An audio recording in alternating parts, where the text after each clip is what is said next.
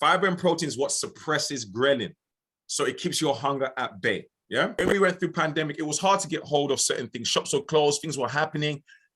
And also when you go around London, all the healthy whole food stores are in places where it's matching the economical average of the people in that space. So this is why when you go to poor place, I grew up in East London.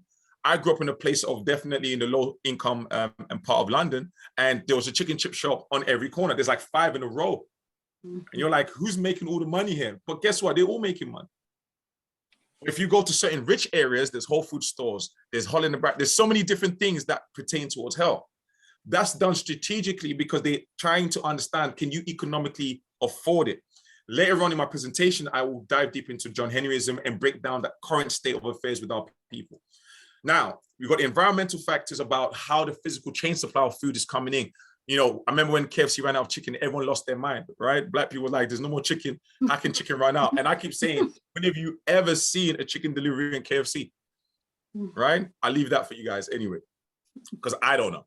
Societal well-being becomes, what is the culture in society that promotes healthy eating? What are some of the things we look at, right? Societal well-being goes back to the value system. If I grew up in a household where you have to overindulge, it's a problem. Even trauma will trigger the way I eat and the way I deal with food. Do you understand? And obviously the economical side of it, it costs so much to eat healthy, but I tend to go to a Whole Foods market. I go to the farmer's market to get my veg and all these kind of things, right?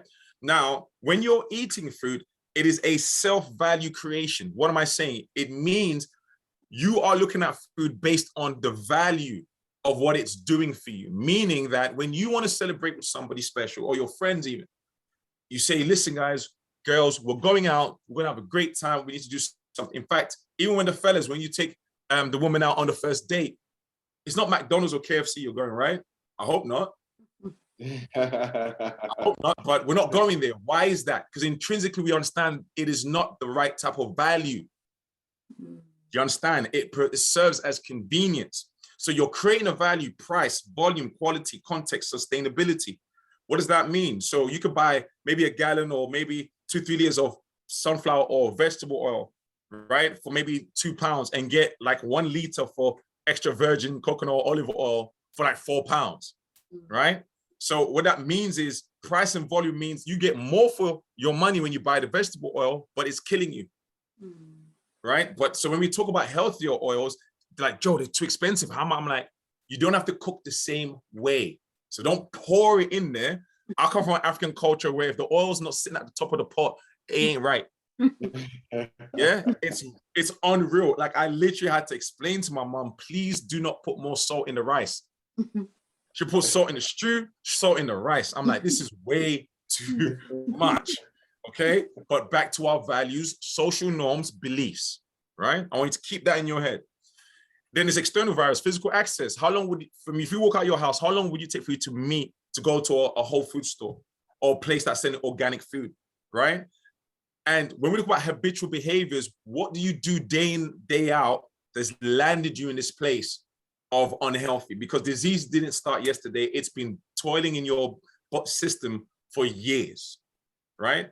In fact, medical reports kind of give us an indication that for people of color, 70 to 75% of Black people, by the time they pass 50, will have either high blood pressure, be obese, or have some cardiovascular issue. That is an alarming statistic.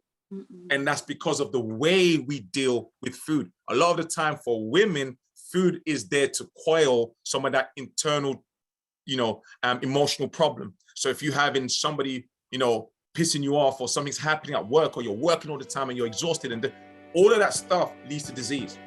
And that's a problem because we have to start having the conversation in a real practical way. What is the issue? It's not that, oh, I just eat food that's not good for me. No. Trace that back to your trauma, trace that back to your environment, because if you do not fix these things, food will always be the issue. All right?